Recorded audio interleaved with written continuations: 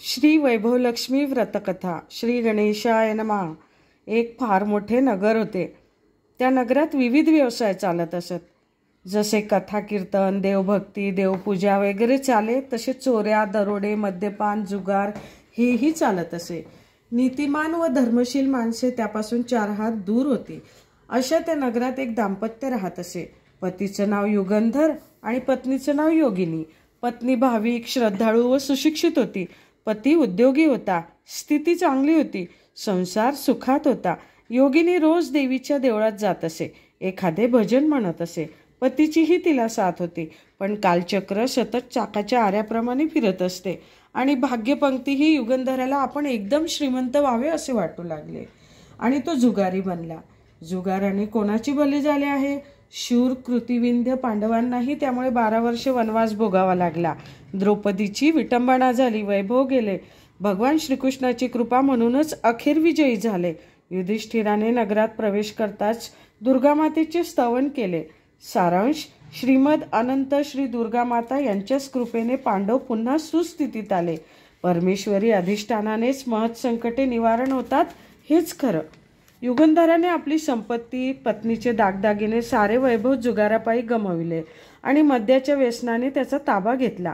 शीलवती योगिनी काबड कष्ट करून देवीची करुणा भासू लागली. ती संकोचाने बाहेर पडत नसे. देवळातही जाईनाशी झाली. घरीच देवीची करुणा भासू लागली. इकडं काय झालं? देवीला आपल्या प्रिय भक्तिनीची अनुपस्थिती जाणवू लागली. अनन्य चिंतन करणारी, मजा भजनांनी आनंद देणारी योगिनी का बरं येत नाही? मला तिच्याकडे गेलंच पाहिजे. मग काय उशीर?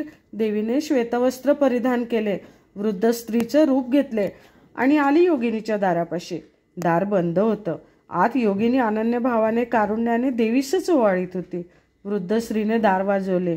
योगिनीने दार उघडलं. कोण हवंय आपल्याला आजीबाई? योगिनी म्हणाली.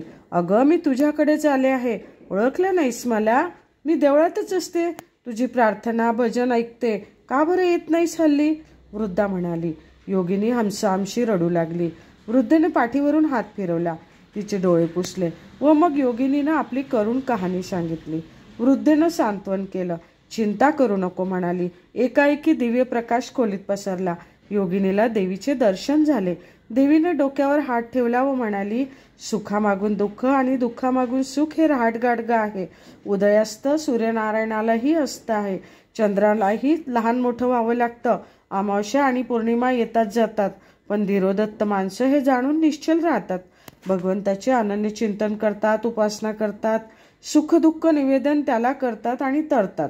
माझा भक्त कधी नाश पावत नाही.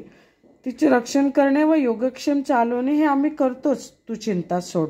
वैभवलक्ष्मी व्रत कर, म्हणजे सारं काही नीट होईल. आई, काय आहे हे व्रत ते मला सांगा. मी करीन ते मनापासून, योगिनी म्हणाली. देवी म्हणाली. व्रत फार सोपं आणि साधं आहे, मात्र मनात भाव हवा. हे व्रत शुक्रवारी करायचे. सकाळी उठावे, स्नानाने शुचिर्भूत व्हावे, दिशांना नमस्कार करावा, लक्ष्मी देवीस नमस्कार करावा व तिचे चिंतन नामस्मरण करावे.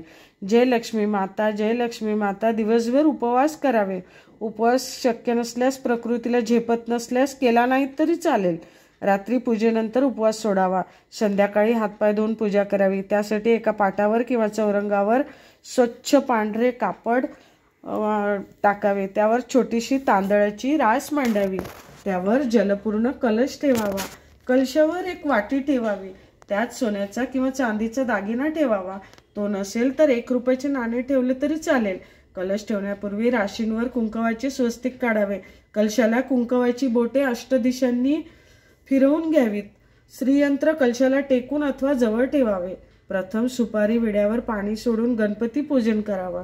हळदी कुंकू आदी सुगंधी द्रव्ये देवीस व श्रीयंत्रास अर्पण करावीत. तांबडे फूल देवीस वाटीतील व श्रीयंत्रास वहावे.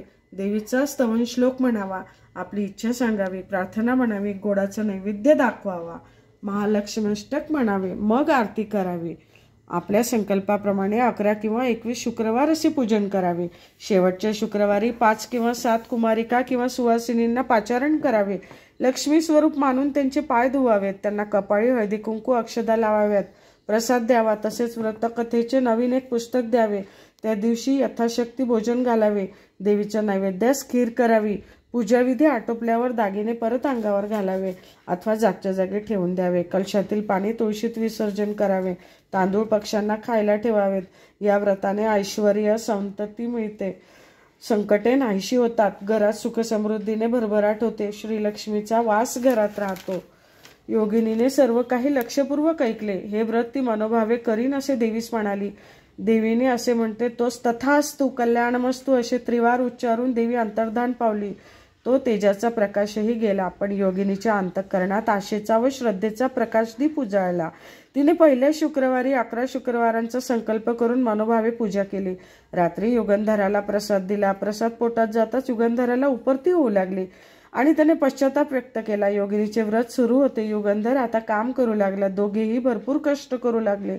युगंधराचे मद्यपानाचे व्यसन सुटले. घरातील मतभेद संपले. आपण पत्नीचे ओरबाडून घेतलेले दागिने त्याने सोडवून आणले. 11व्या शुक्रवारी मोठ्या थाटाने व उल्हासित अंतःकरणाने त्यांनी उद्यापन केले. सुहासिनींचा लक्ष्मी म्हणून सत्कार केला व प्रत्येकीला या व्रताचे एक पुस्तक दिले. शेजाऱ्या पाजाऱ्यांनी हा सर्व अद्भुत प्रकार पाहिला व योगिनीकडून व्रत समजावून घेऊन त्याही करू लागल्या. श्री वैभवलक्ष्मीच्या मातेच्या व्रतप्रभावाने योगिनी व युगंधर संतती संपत्ती वगैरे ऐश्वर्याने संपन्न होऊन सुखी झाले व नम्रता आदरातिथ्य हे त्यांचे शीलच बनले. योगिनीवर जशी वैभवलक्ष्मीची कृपा झाली तशी तुम्हा आम्हावर हो. कुटुंबात निर्व्यसनिता, सुखसमृद्धी, बुद्धी, श्रद्धायुक्त संतती नांदो ही 60 उत्तराची कहाणी. 5 उत्तरी सुफळ संपूर्ण.